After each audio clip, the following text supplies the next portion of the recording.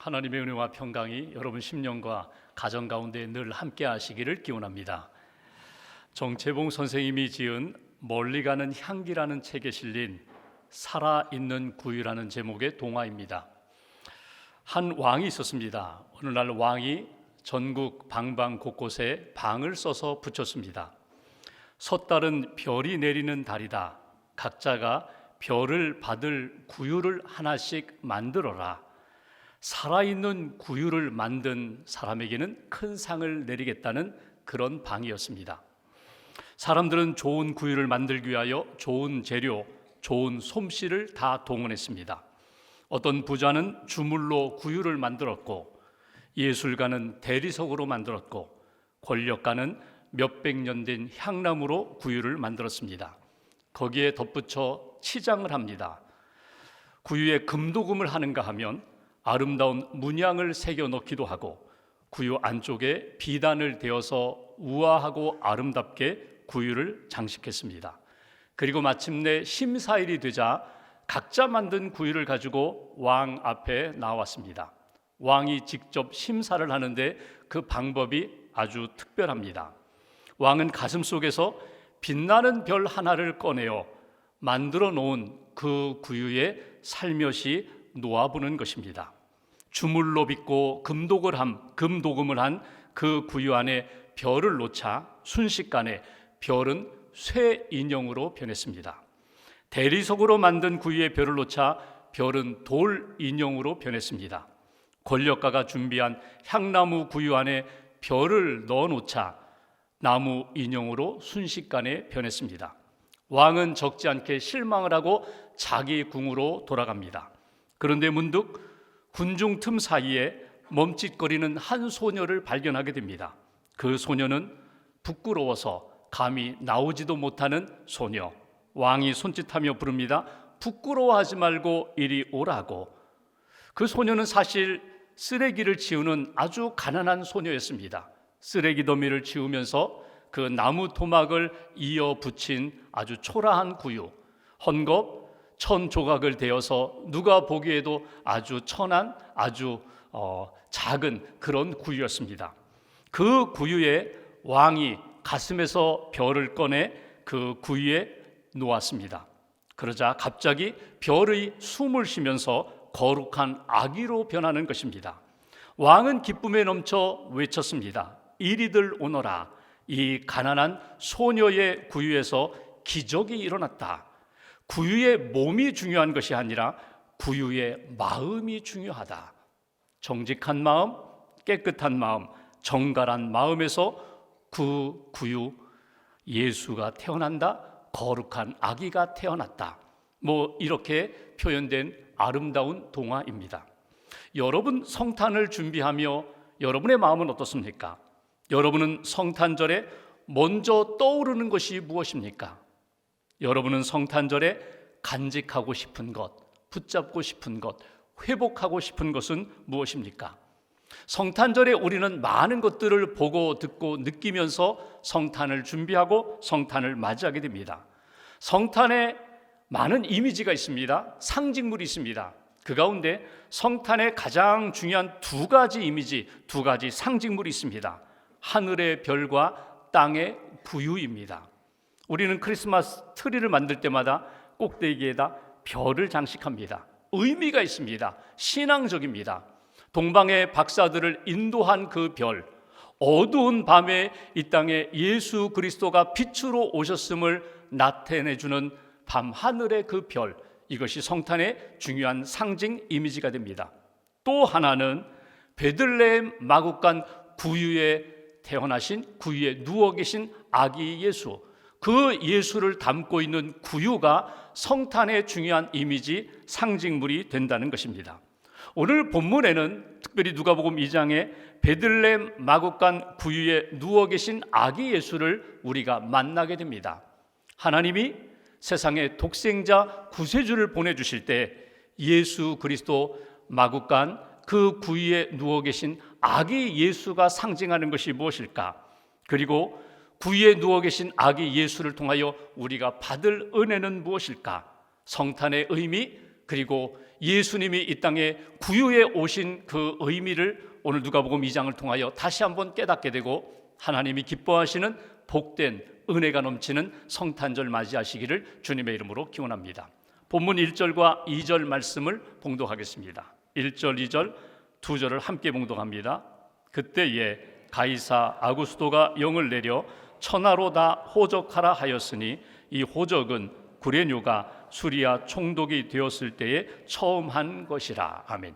1절 처음 이렇게 시작합니다. 그때에, 예수님이 태어날 때의 이 상황, 그 시대, 그리고 배경이 어떤 것인가에 대하여 1절, 2절 말씀하시는 내용입니다. 예수님이 태어날 때는 로마가 지배하던 세상이었습니다. 로마 황제가 마치 이 세상의 구세주처럼 이 세상의 왕으로 통치하던 때였습니다. 로마가 지배하던 그 시대에 그 제국이 너무나 넓고 크기 때문에 돈이 필요했습니다. 군인이 필요했습니다. 그래서 14년마다 인구 조사를 하게 됩니다. 그래서 인구 조사를 해서 세금을 징수하고 또 군인을 모집하고 징병하여 나라를 지키고 나라를 유지하던 그런 시대입니다. 1절에 보면은 가이사 아구스토라고 표현되어 있는데, 가이사는 시저, 황제라는 말이고, 아구스토는 아우구스투스, 사실은 이름이 아닙니다. 존경한다는 뜻, 존엄자, 권위 있는 자라는 이름을 원로원에서 붙여주었습니다. 그러니까 로마 시대의 최초의 황제가 아우구스투스입니다. 이 황제가 정치를 잘했습니다. 탁월한 정치력이 있었습니다.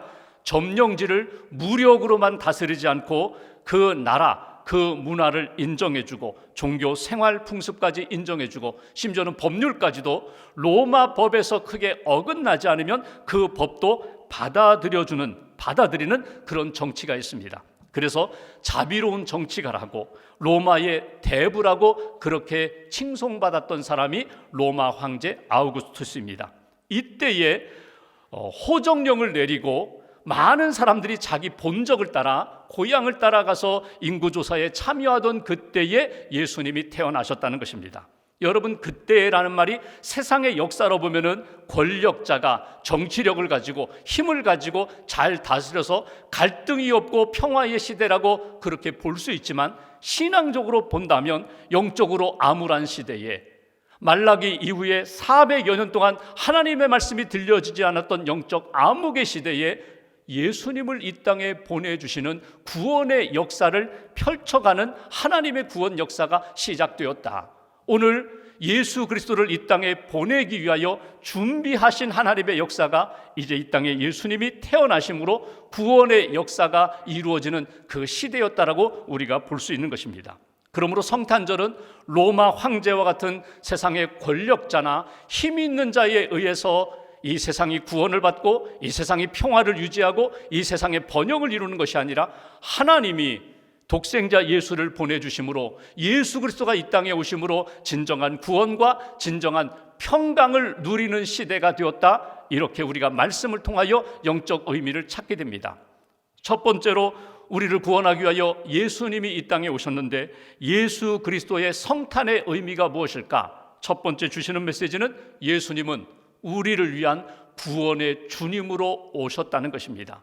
어찌 보면은 베들레헴 작은 고을에 한 아이가 태어났는데, 이미 이것은 하나님께서 구원의 역사 가운데 이미 섭리하시고 예언하신 역사고, 하나님이 보내신 예수 그리스도를 통하여 이 땅에 참된 구원의 역사가 시작되는 그런 출발점이 된다.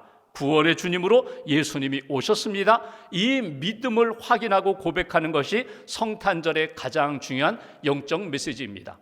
여러분, 팍스 로마나라는 말을 들어보셨을 것입니다. 로마에 의해서 이루어지는 평화, 로마 황제의 힘과 군사력, 정치력, 그리고 경제력으로 이루어지는 평화, 전쟁이 없는 것 같아요. 역사를 보면은 로마 황제로 인하여 평화의 시대가 한 200여 년 동안 지속됐다고 하는데, 그것이 진짜 평화였을까? 겉으로는 전쟁과 다툼이 없는 것 같은데 얼마나 많은 사람이 고통의 눈물을 흘리며 아픔을 느꼈는지, 얼마나 고통 가운데 머물렀는지. 진짜 평화는 로마의 평화가 아니라, 로마 황제의 권력과 힘에 의해서 이루어지는 평화가 아니라 조용히 시작되었지만 하나님이 이 세상 모든 인류를 사랑하여 진정한 구원과 진정한 평화와 생명을 얻게 하기 위하여 예수님을 보내주신 그 평화가, 그 구원의 역사가 진짜 하나님이 우리에게 주신 선물이라고, 예수님은 나를 위한 구원의 주님으로 오셨습니다, 이렇게 고백하는 것이 성탄절에 놓치지 말아야 할 신앙의 고백, 성탄의 영성이라고 우리에게 가르쳐 주십니다. 비문에 보면은, 로마 황제에 대한 기록을 담은 비문에 보면은 로마 황제 가이사 아우구스투스가 세상의 구세주라는 표현이 나와요. 그가 세상을 구원한, 세상을 평화로 만든 사람이라고 표현하는데, 잠깐 동안 눈에 보이는 세상의 평화는 있을지언정 진정한 평화, 영혼을 살리고 하나님 나라를 세우는 평화를 만들지 못했어요. 이 세상의 그 누구도 하나님의 평화와 하나님의 구원 역사를 이루지 못했는데, 예수님이 오심으로 눈에 보이지 않는 것 같지만 진정한 생명의 역사를 일으킨 것, 이것이 성탄의 의미라고 우리에게 말씀을 주십니다. 여러분, 예수님이 이 땅에 오신 것으로 여러분 역사가 바뀌었어요. 예수님 오시기 전의 역사를 우리는 BC라고 표현합니다. Before Christ, 그리스도 이전의 시대, 그리스도 이전의 시간, 그리고 예수님 오신 이후의 시간을 에노도민이라고 표현합니다. 라틴어로 그리스도의 시대가 되었다, 그리스도가 오신 이후에 새롭게 달라진 세상이 되었다, 시간이 되었다. 여러분, 기준점이 어디에 있습니까? 예수님이 이 땅에 오심으로 구원의 역사가 시작되었다는 거예요. 하나님이 예수님을 이 땅에 보내셨어요. 이 땅에 보내심으로 이 세상의 역사의 기준이 되시는 예수님으로 인하여 달라졌고, 내 인생도 마찬가지예요. 예수 그리스도를 만나기 전, 믿기 전의 시간과 예수님을 만나고 믿은 이후의 시간과 삶이 달라진 것처럼 언제나 우리 인생의 중심은 예수님이 되시고, 내 인생이 예수님을 만날 때 구원의 역사, 생명의 역사, 그리고 진짜 샬롬, 평강의 역사를 우리가 만나게 된다. 성탄절에 놓치지 말아야 할 것, 하나님이 우리에게 기대하시는 것은요, 크리스마스 성탄절이 되기를 원하세요. 크리스마스의 의미가 무엇입니까? 그리스도 예수에게만 이 마스, 미사, 예배를 드리고 경배를 드리고 영광을 돌리는 성탄절이 되어야 한다. 사단과 세상은 끊임없이 우리로 하여금 하나님과 우리 사이를 멀어지게 만들어요. 금이 가게 만들어요. 의심하게 만들어요. 섭섭한 마음 갖게 만들어요. 그런데 성령님은 끊임없이 우리로 하여금 예수 그리스도께 집중하고 하나님께 집중하게 만들어요. 나 외에 다른 신을 섬기지 말아라. 내 앞에 하나님만 보여야 돼. 하나님께만 집중해야 돼. 이것이 하나님을 믿는 백성들의, 성도들의 신앙의 모습인데, 하나님은 보이지 않고 세상만 보이고, 하나님의 은혜는 느껴지지 않고 세상의 즐거움과 세상의 것들만 가득하다면, 여러분, 하나님이 기뻐하시는 믿음의 길도 성탄의 삶도 살아갈 수가 없어요. 끊임없이 우리 눈에 하나님을 흐리게 만들고 예수 그리스도의 이 땅에 오심을 약화시키는 어둠의 영들을 물리치고 오직 하나님께 집중하고 성탄의 참된 의미와 믿음의 고백을 회복하는 저와 여러분들 되시기를 주님의 이름으로 기원합니다. 예수님이 나의 구세주가 되십니다. 나를 구원하기 위하여, 세상의 모든 죄인들을 구원하기 위하여 이 땅에 오셨다는 믿음의 고백으로 나아갈 때 우리에게 참된 은혜도 구원도 평강도 누리게 하신다는 거예요. 이사야 9장 6절에 보면은 이 땅에 오실 예수님에 대한 이사야 선지자의 예언의 말씀이 나와요. 6절 마지막에 보면은 예수님은 누구이신가? 예수님은 평강의 왕으로 이 땅에 오신 분이라고 분명히 밝힙니다. 예수님을 믿으면 이 성탄의 참된 의미를 깨닫고 예수 그리스도에 대한 믿음의 고백으로 나아갈 때 하나님이 우리에게 주시는 참된 평강으로 우리에게 채워주신다. 주님의 오심을 기뻐하고 감사하며 믿음의 고백이 회복되고 하나님이 주시는 참된 평강을 누리는 성탄절 되시기를 주님의 이름으로 축원합니다. 두 번째, 3절 이하의 말씀을 보실까요? 구원의 주님으로 이 땅에 오신 예수님, 어디에서 태어나셨을까? 3절 제가 봉독합니다. 모든 사람이 호적하러 각각 고향으로 돌아가매 4절 5절 함께 봉독합니다. 요셉도 다윗의 집 족속이므로 갈릴리 나사렛 동네에서 유대를 향하여 베들레헴이라 하는 다윗의 동네로 그 약혼한 마리아와 함께 호적하러 올라가니 마리아가 이미 잉태하였더라. 아멘. 지금 호정령에 따라서 로마 황제가 명령한 것에 따라서 고향으로 이제 인구 조사에 참여하기 위하여 호정령 따라서 호적하러 가요. 요셉과 마리아가 아직 결혼하지 않았는데 성령으로 잉태되어 점점 배가 불러옵니다. 임신한 몸 그 아내와 함께 요셉이 다윗의 후손이기 때문에 다윗의 고향 베들레헴으로 내려가는 거예요. 자기들이 살고 있는 북쪽 갈릴리 나사렛이라는 동네에서 남쪽 예루살렘 옆에 있는 베들레헴 다윗의 고향까지 140여 킬로 4-5일을 걸어서 내려가는 거예요. 여러분, 이것은 로마 황제의 통치하에 있는 모든 사람들이 거부할 수 없는 그런 내용이에요. 명령에 따라야 돼요. 세상적인 눈으로 보면은 호정령에 따라서 움직이는 것 같은데 신앙의 눈으로 바라보고 성경의 말씀으로 바라보면 이건 세상의 권력자에 의해서 움직이는 것이 아니라 하나님의 구원 계획 속에 담겨 있는 인도하심 따라 움직이는 거예요.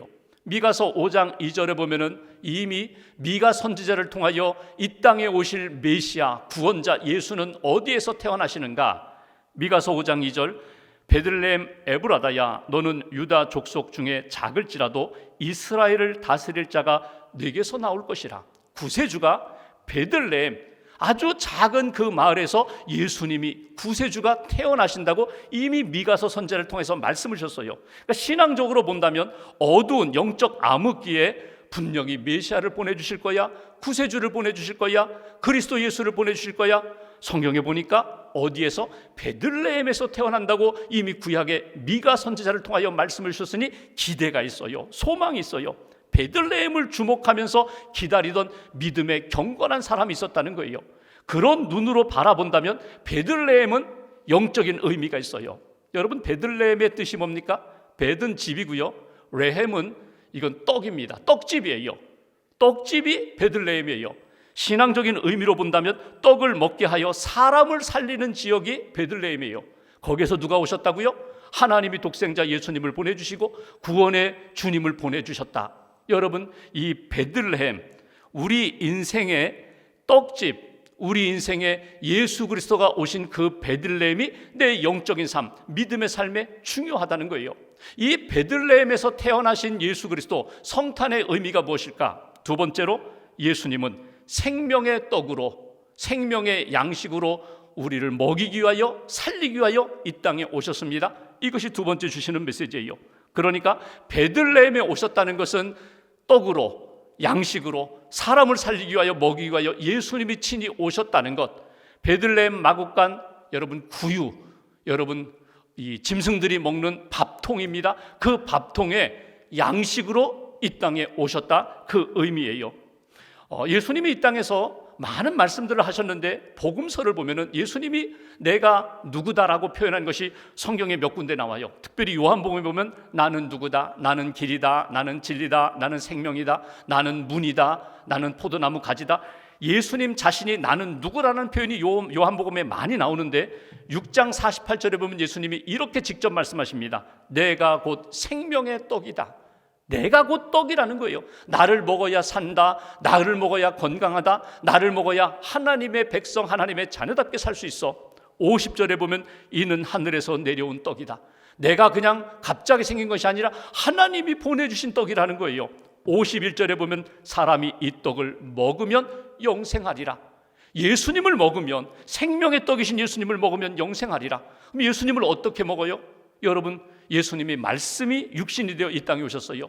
예수님이 곧 말씀이세요. 예수님의 말씀이 곧 생명의 떡이에요. 말씀을 먹고 말씀을 읽고 말씀을 묵상하고 말씀을 품고 살아가면 영생을 얻으리라. 말씀을 믿고 예수님을 영접하면 영생을 얻고 생명의 삶을 살게 되리라. 이것이 주시는 메시지예요. 그러니까 오늘 여러분, 베들레헴 떡집에서 태어나신 예수님, 구유에 누워 계신 예수님, 우리에게는 어떤 의미가 있는가? 예수님을 영접할 때에, 예수님의 말씀을 믿음으로 받아들일 때, 예수님의 약속을 내가 믿고 그 믿음으로 살아갈 때에 우리에게는 풍성한 삶, 생명의 삶을 살게 되리라. 성경을 보시면요, 하나님은 끊임없이 이스라엘 백성들과 믿음의 사람들에게 계속 먹이셨어요.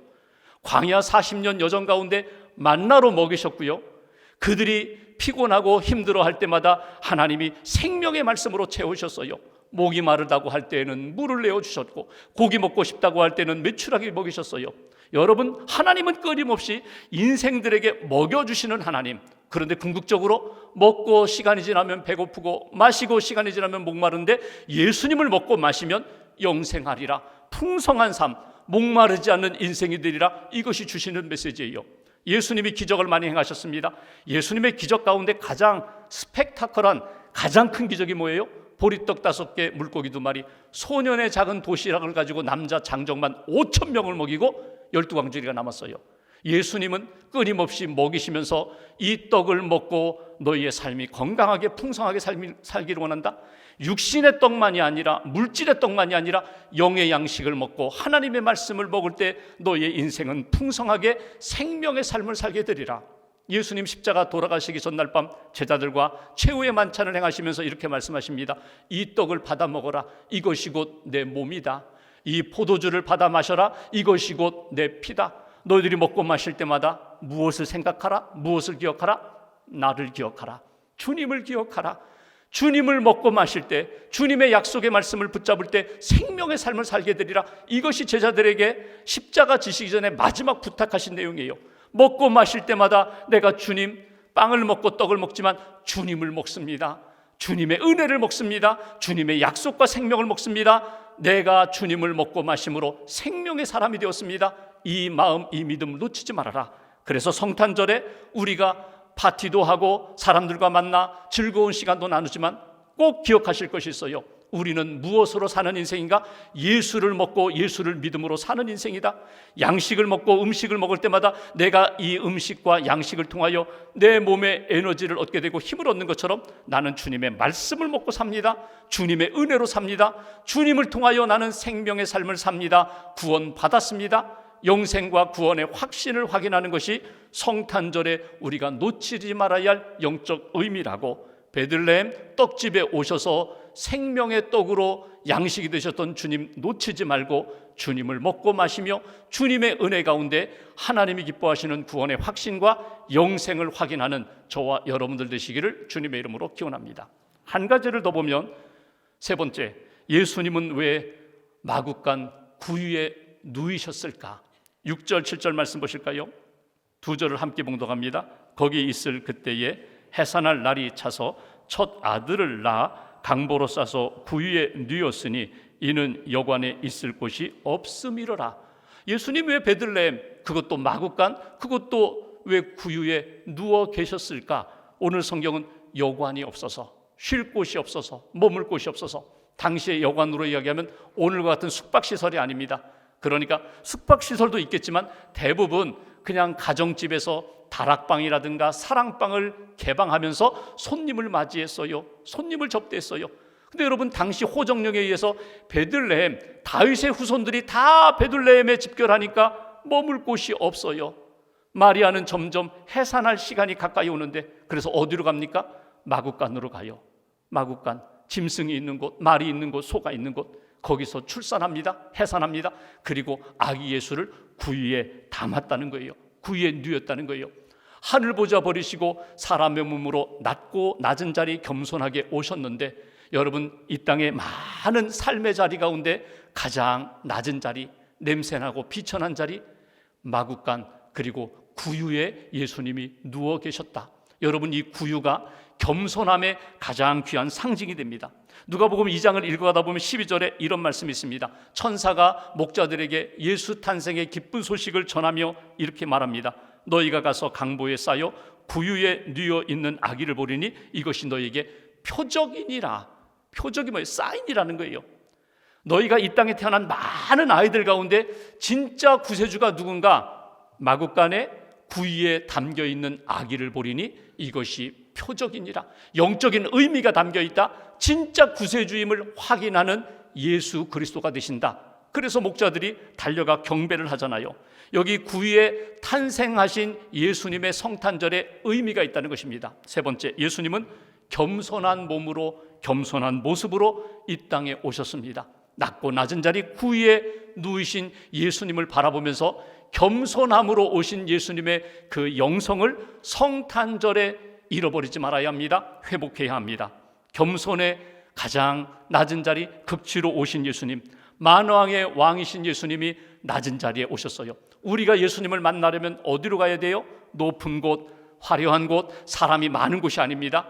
이 땅의 구원자로 오신 예수님이 계신 그 베들레헴, 그 구유를 찾아갈 때에 예수님을 만날 수 있다, 예수님을 영접할 수가 있다. 이스라엘 성지 순례하시는 분들이 꼭 방문하는 곳이 베들레헴입니다. 베들레헴 가면은 예수님 탄생하신 예수 탄생 기념교회가 잘 지어졌어요. 근데 그 교회의 특징이 하나 있는데 출입구가 굉장히 작습니다. 좁아요. 한 사람 들어갈 만큼. 그리고 높이도 낮아요. 1.2m밖에 되지 않아요.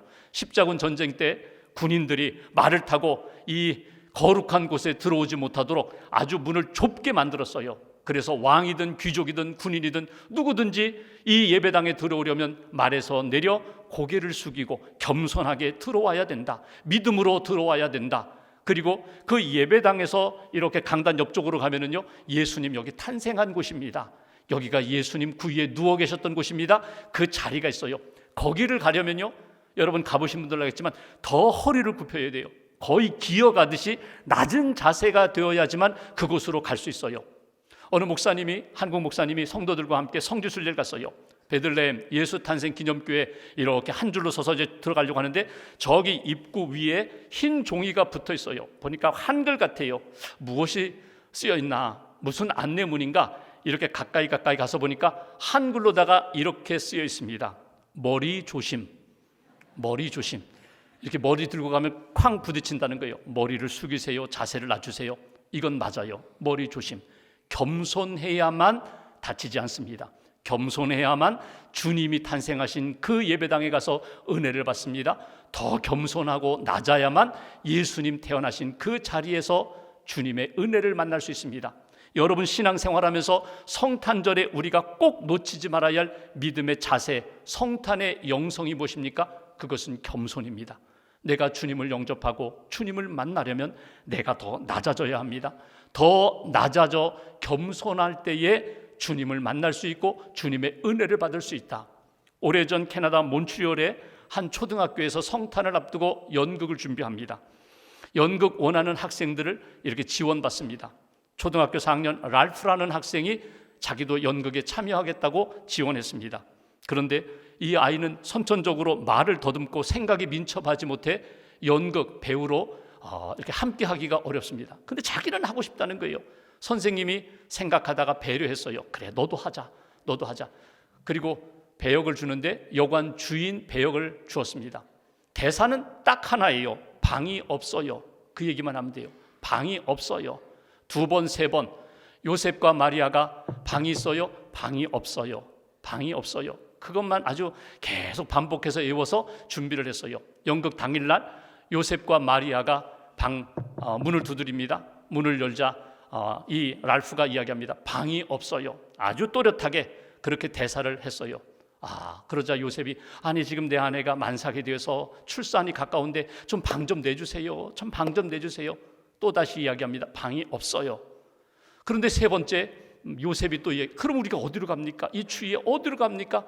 방 좀 내주세요. 근데 3번째 간청하는 요셉과 마리아를 보면서 랄프의 마음 가운데 감동이 왔어요. 눈에는 눈물이 고였어요. 마리아를 주목합니다. 그리고 자기도 모르게 큰 소리로 이렇게 외쳤습니다. 방이 있어요. 내 방을 쓰세요. 방이 있어요. 내 방을 쓰세요. 연극은 엉망이 됐어요. 그런데 그 연극에서 참여했던 배우들뿐만 아니라 학생들뿐만 아니라 그 관객들이 평생 잊지 못할 감동을 받았다는 거예요. 방이 있어요. 내 방을 쓰세요. 주님 오세요. 여러분 이제 성탄절을 앞두고 우리가 우리 마음을, 우리의 영성을 한번 돌아보게 됩니다. 여러분 예수님을 모실 방을 준비하셨어요? 내가 내 마음을 돌아볼 때 너무나 많은 것이 가득 차 있어요. 세상의 것들로 차 있고 욕망으로 차 있고 물질로 차 있고, 그래서 주님이 들어오실 방이 없어요. 주님을 모실 공간이 없어요. 정리하셔야 됩니다.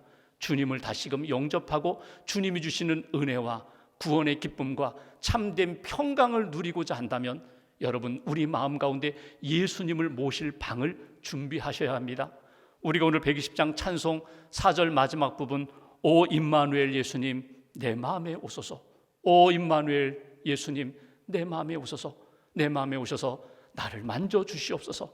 세상의 것으로 만들 수 없는데 평안을 주시옵소서. 눈물도 있고 아픔도 있고 상처도 있고 여러 가지 힘든 일들이 많은데 주님 내 안에 오셔서 만져주시고 다스려 주옵소서, 나를 회복시켜 주옵소서. 주님을 모신 성탄절, 주님께 영광을 돌리는 성탄절, 그리고 주님이 예비하신 은혜를 체험하는 성탄절로 준비하시고 성탄해 주시는 참된 은혜와 평강을 누리는 저와 여러분들 되시기를 주님의 이름으로 기원합니다. 기도하겠습니다.